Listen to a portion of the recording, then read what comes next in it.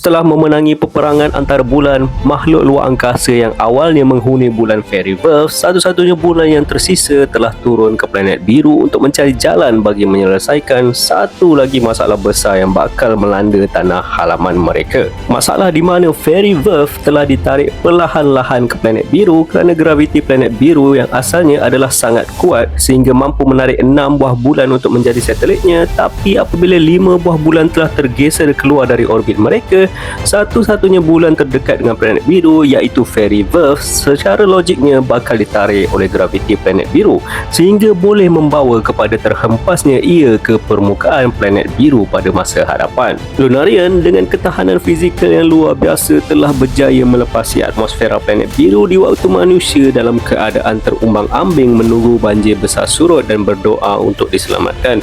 Nah, di saat inilah manusia planet biru telah melihat makhluk bersayap dan turun dari kayangan dengan api di belakang mereka seolah-olah seperti dewa yang turun memberi kehangatan di saat mereka dalam kedinginan. Dan di sinilah bermulanya tahun pertama dalam kalender pertama yang dipakai penduduk planet biru, tahun kayangan Tenreki 4141 tahun yang lalu. Seperti mitos Prometheus yang memberikan api kepada umat manusia sebagai simbolik kepada progres, seperti mitos Anunnaki yang datang ke bumi untuk mencari sumber bagi menyelamatkan planet halamannya, seperti mitos biblical dalam buku Enoch di mana fallen angel telah turun ke bumi dan mengajarkan manusia pengetahuan terlarang, Lunarian telah turun ke planet biru dengan pengetahuan teknologi yang sangat maju dan mengajarkan ilmu tersebut kepada umat manusia. Maka pada waktu ini, manusia telah mula berlomba-lomba untuk mengejar akan pengetahuan dan teknologi. Sama seperti apa yang dilakukan Lunarian dan penghuni-penghuni bulan lain sebelumnya, manusia telah berjaya menemukan sumber api yang melimpah dari dalam perut planet biru dan mula mengeksploitasinya. Nah, peristiwa inilah yang diceritakan dalam Harley Text rangkap pertama dunia pertama. Within the earth, there was a fire. Di dalam bumi terdapatnya api yang dapat diterjemah melalui dua perspektif. Secara literal di mana mereka telah menjumpai api di perut bumi, manakala secara figuratif melambangkan manusia telah mula berprogres. Nah, bagi manusia titik ini menjadi permulaan kepada dunia yang akan mendorong mereka 1000 langkah ke hadapan. Bagi Lunarian pula, penemuan ni bakal menjadi antara solusi untuk menyelamatkan tanah halaman mereka kerana jisam planet biru bakal berkurang dengan pengekstrakan trustnya, membawa kepada graviti planet biru melemah, seterusnya menghentikan bulan dari terus ditarik ke bumi. Namun di sebalik perancangan untuk kepentingan peribadi Lunarian ni, manusia sebaliknya mempunyai counter kepada hal yang mereka lakukan sendiri. Mereka mula fokus kepada teknologi pengubahsuaian genetik.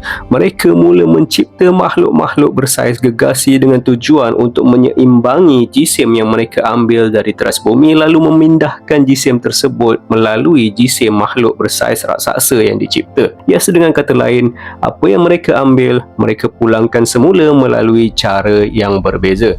Nah, di sinilah tertanamnya pohon yang dimodifikasi secara genetik pertama planet biru.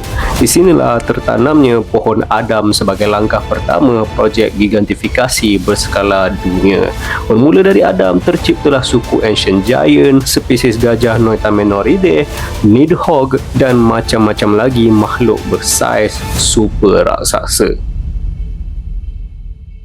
Namun begitu, apabila manusia terlalu selesa dengan kuasa yang mereka ada, mereka mula tunduk kepada naluri ketamakan mereka. Sedikit demi sedikit, mereka mula hilang kewarasan akal dan sifat kemanusiaan sehingga membuatkan mereka mula berhasrat untuk menjadi lebih dari sekadar seorang manusia biasa. Setelah berjaya mencipta pokok yang tidak masuk di akal fikiran, manusia mula mencipta buahnya pula dengan tujuan merealisasikan apa yang diangankan mereka tadi. Nah, di sinilah terciptanya prototipe awal kepada Devil Fruit, the God Fruit. Sebiji buah yang mampu memberikan kuasa luar biasa kepada pemakannya. Sebiji buah yang menolak manusia keluar dari tembok yang tidak sepatutnya mereka lepasi. Tembok yang membatasi apa yang mereka definisikan sebagai manusia dan apa yang mereka definisikan sebagai dewa. Yes, dengan kuasa yang mereka peroleh dari memakan buah tersebut, manusia telah mula mengaku-ngaku sebagai dewa. Yes, di sinilah detik yang diungkapkan dalam rangkap kedua dunia pertama Halifax. Mankind succumb to greed and touch the forbidden sun. Manusia telah tunduk kepada ketamakan dan menyentuh matahari larangan.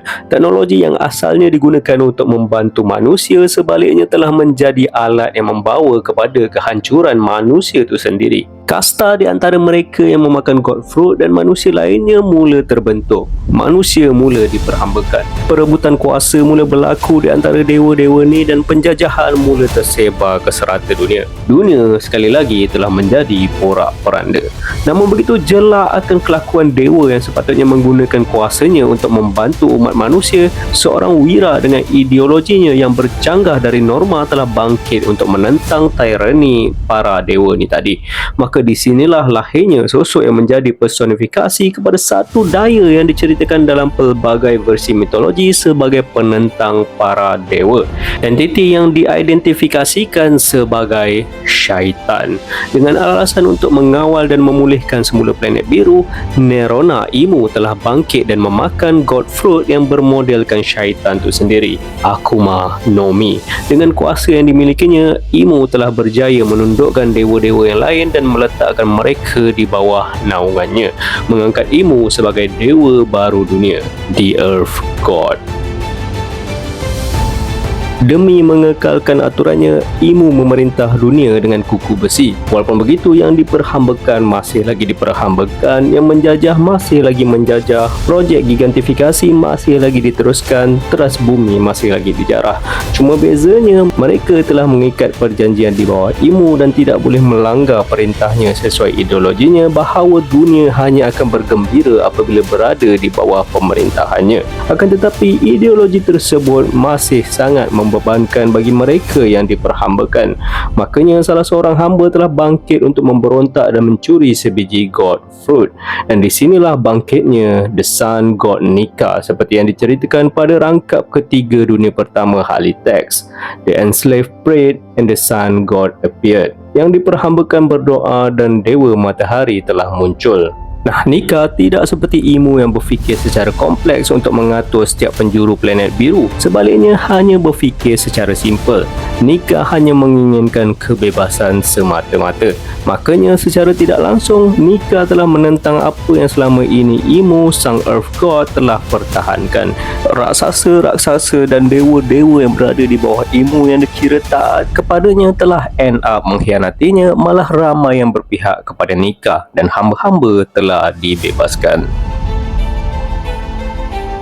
Apa yang dilakukan Nika ni telah membuatkan Earth God mengamuk berat dengan menggunakan makhluk separa mekanikal terbesar yang telah diciptanya, The Serpent of Hellfire, seekor ular merah sebesar banjaran yang terlalu besar sehingga boleh diibaratkan sebagai jajaran gunung berapi hidup yang dikuasakan oleh energi dari api yang dilombong dari teras bumi yang mampu menyemburkan api dari mulutnya, telah dibangkitkan semata-mata hanya untuk menentang Sun God dan sekutunya. Namun begitu, oleh kerana saiznya terlalu besar, kebangkitan Serpent of Hellfire yang asalnya tinggal di dalam bumi telah menyebabkan plat tektonik bumi bergeser sehingga membawa kepada gempa bumi skala besar dan letusan gunung berapi mega akibat pergerakan magma di bawah teras bumi.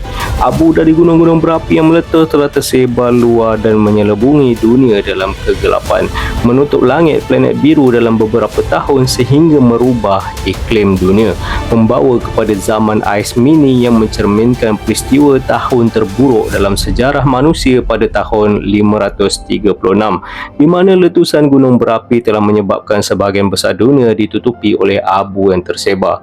Nah, di sinilah terjadinya apa yang diceritakan dalam rangkap keempat dunia pertama Halifax. The Earth God raged and with its serpent of hellfire shrouded the world in death and darkness.